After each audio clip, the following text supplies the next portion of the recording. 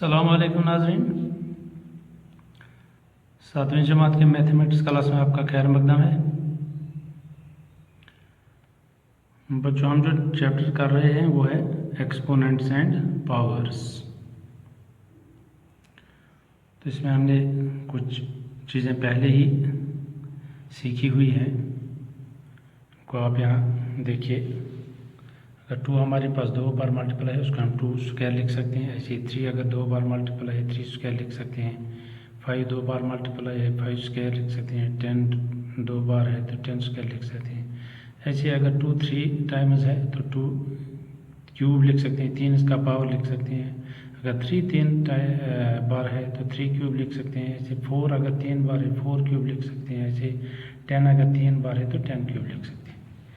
ऐसे अगर 2 हमारे पास 5 टाइम्स है तो हम 2⁵ उसको लिख सकते हैं। जितनी बार कोई नंबर मल्टीप्लाई हुआ है उतना ही उसका हम एक्सपोनेंट या पावर चढ़ाते हैं। यहाँ 2 बार नंबर्स मल्टीप्लाई हैं तो 2 इसका पावर चढ़ गया, जिसको हम स्क्वायर बोलते हैं।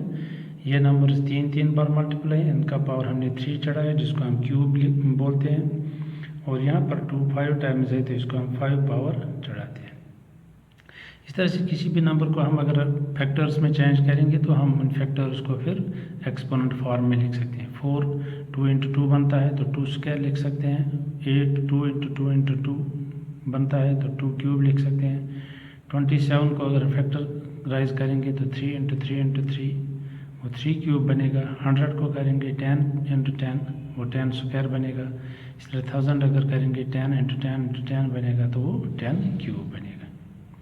इस तरह से किसी भी नंबर को हम फैक्टराइज करके उसको एक्सपोनेंट फॉर्म में ला सकते हैं, या किसी भी एक्सपोनेंट फॉर्म में जो अगर नंबर है तो उसको हम एक्सप्रेस कर उसका वैल्यू हम निकाल सकते हैं।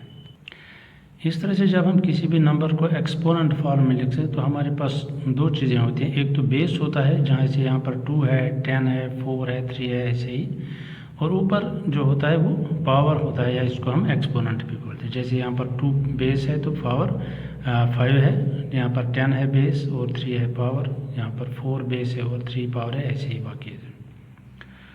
तो इसी चीज़ को हम आगे ले जाते हैं। तो हम एक्सरसाइज 13.1 से क्वेश्चन नंबर 8 करते हैं। Compare the following numbers. कुछ नंबर्स हैं उनको कंपेयर करना है। जैसे पार्ट फर्स्ट में है 2.7 × 10⁻12, एक नंबर ये है।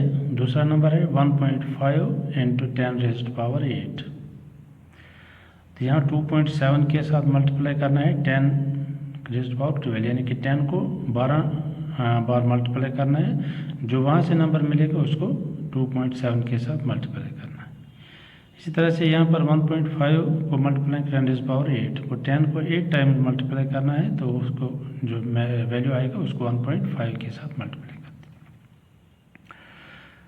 तो जब हम 10 को 12 टाइम्स मल्टीप्लाई करेंगे तो उसमें 12 ज़ीरोज़ आएंगे। जैसे हम 10 को 2 बार मल्टीप्लाई करते हैं 10 10 100 तो 2 ज़ीरो आते हैं। अगर 3 बार मल्टीप्लाई करेंगे 10 को तो वो 1000 आएगा, तो उसमें 3 ज़ीरोज़ आते हैं। इसी तरह से 12 टाइम्स अगर 10 को मल्टीप्लाई करेंगे उसमें 12 ज़ीरोज़ आएंगे। इस तरह से यहाँ अगर 10 को 8 टाइम्स मल्टीप्लाई करेंगे वहाँ पर उसको 8 ज़ीरोज़ उसके साथ आएंगे। तो अब हम उसको देखते हैं 2.7 × 10⁻12 उसका वैल्यू क्या बनता है। 2.7 × 10⁻12 इसका वैल्यू बनता है ये, क्योंकि यहाँ पर 10 के साथ 12 ज़ीरोज़ आएंगे, 1 के साथ 12 ज़ीरोज़ आएंगे। तो जब हम उसको 2.7 के साथ मल्टीप्लाई करेंगे तो ये डेसिमल प्लेस 12 डिजिट्स राइट को चलेगा। इस तरह से यहाँ पर ये वैल्यू इसका आएगा। इस तरह से 1.5 × 10⁻8 जो है 10⁻8 जब वैल्यू निकालेंगे तो 1 के साथ 8 ज़ीरोज़ आएंगे। जब हम उसको 1.5 के साथ मल्टीप्लाई करेंगे तो ये डेसिमल प्लेस जो 1.5 में है यहाँ पर ये 8 डिजिट्स राइट साइड को चलेगा। तो इस तरह से ये वैल्यू हमारे पास आएगा। यहाँ पर डेसिमल था, इसको 8 डिजिट्स राइट को लेना है। 1 2 3 4 5 6 7 8, तो ये वैल्यू आता है हमारे। अब हमें देखना है ये और ये इनमें से बड़ा कौन है छोटा कौन है। जाहिर है इसमें डिजिट्स ज़्यादा है, तो इस तरह से ये इसमें डिजिट्स कम है तो ये ही बड़ा होगा। तो हम लिख सकते हैं ये वाला नंबर जो है ये बड़ा है, ग्रेटर देन दिस नंबर। अब ये नंबर कौन सा है? ये 2.7 इंटू 10⁻12 और ये है 1.5 इंटू 10⁻8। तो हम लिख सकते हैं 2.7 into 10⁻12 is greater than 1.5 into 10⁻8। अब यहाँ पर आप देखिए, इसमें भी एक ही डेसिमल प्लेस है और राइट लेफ्ट साइड में इसमें एक डिजिट है 2, और यहाँ पर भी एक डेसिमल प्लेस है और लेफ्ट साइड में एक ही डिजिट है इसका 1। यहाँ पर ये लेफ्ट साइड में एक डिजिट है, यहाँ पर भी लेफ्ट साइड में एक डिजिट है। आपको मैं एक चीज़ बताऊंगा, जैसे जब हम इस तरह से नंबर्स को लिखते हैं तो उसको हम स्टैंडर्ड फॉर्म कहते हैं। आगे चल के इसको भी हम सीखेंगे। अभी आप इतना लिखिए याद कि इस फॉर्म को हम स्टैंडर्ड फॉर्म कह सकते हैं। तो जिसमें डेसिमल के लेफ्ट साइड में सिर्फ एक डिजिट होता है, वो भी 1 to 9 होता है, और बाकी इसको 10 के साथ मल्टीप्लाई करते हैं और उसका 10 का कोई पावर होता है जो डिपेंड करता है कि नंबर कितना है। अब ऐसा अगर स्टैंडर्ड फॉर्म में हमारा नंबर है तो जिस नंबर में 10 का पावर ज़्यादा है, एक्सपोनेंट ज़्यादा है, वही बड़ा होगा। तो यहाँ क्योंकि उसके साथ डिजिट ज़्यादा बनेंगे तो वही बड़ा होगा। यहाँ पर 10 का पावर 12 है और यहाँ का 10 का पावर 8 है। तो यहाँ 12 पावर है, यहाँ 8 पावर, नेचुरली ये पावर वाला 10 बड़ा है। अब हमें देखना है कि अगर इसमें ज़्यादा पावर है तो यही बड़ा होगा, इसमें कम पावर है 10 को, ये छोटा होगा। अब एक और बात आप याद रखिए, अगर कभी पावर यहाँ पर एक जैसा होगा, यहाँ पर मान लीजिए यहाँ पर 12 है, यहाँ पर अगर 12 होगा, तब हमें कंपेयर करना है ये डेसिमल वाला जो इसके साथ है डेसिमल नंबर, उसको कंपेयर करना है 2.7 1.5। लेकिन तब करना है इसको कंपेयर जब इन 10 के ऊपर जो पावर है वो सेम होगा, तब हम इसको कंपेयर करते हैं।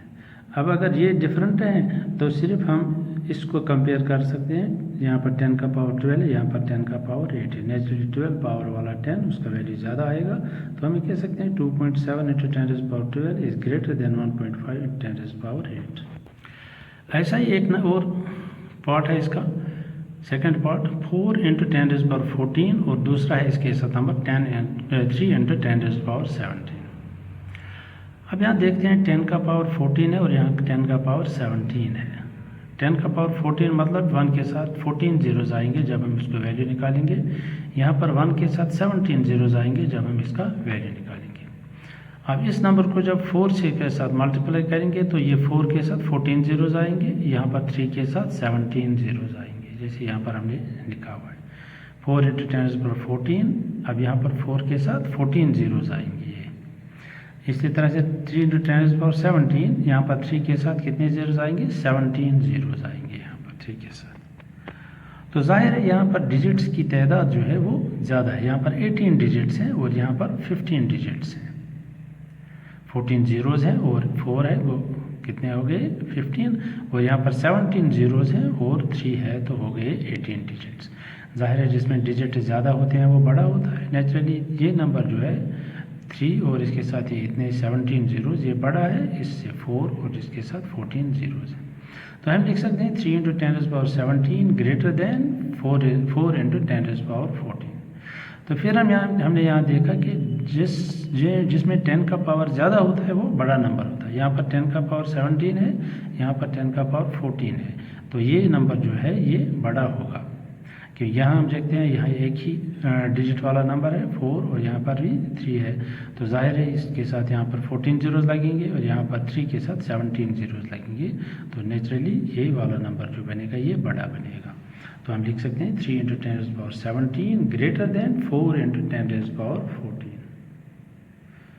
तो हमने देखा कि जिस नंबर के साथ 10 का बड़ा पावर होगा वही बड़ा नंबर बनता है, लेकिन शर्त है कि जो उसके साथ बाकी पार्ट है वो उसमें डिजिट्स की तादाद सेम हो। जैसे यहाँ पर भी 3 एक डिजिट है, यहाँ पर 4 है, इसका भी एक डिजिट है। तो सिर्फ हमें इनको तब हमें कंपेयर करना है जब हमें 10 का पावर यहाँ पर बराबर होगा। तो अगर 10 का पावर डिफरेंट है तो जिसमें 10 का पावर ज़्यादा होगा वही बड़ा नंबर बनेगा। तो इस तरह से हमने कंपेयर किया इन 2 क्वेश्चंस में इन नंबर्स को। तो आज के लिए बस इतना ही करेंगे।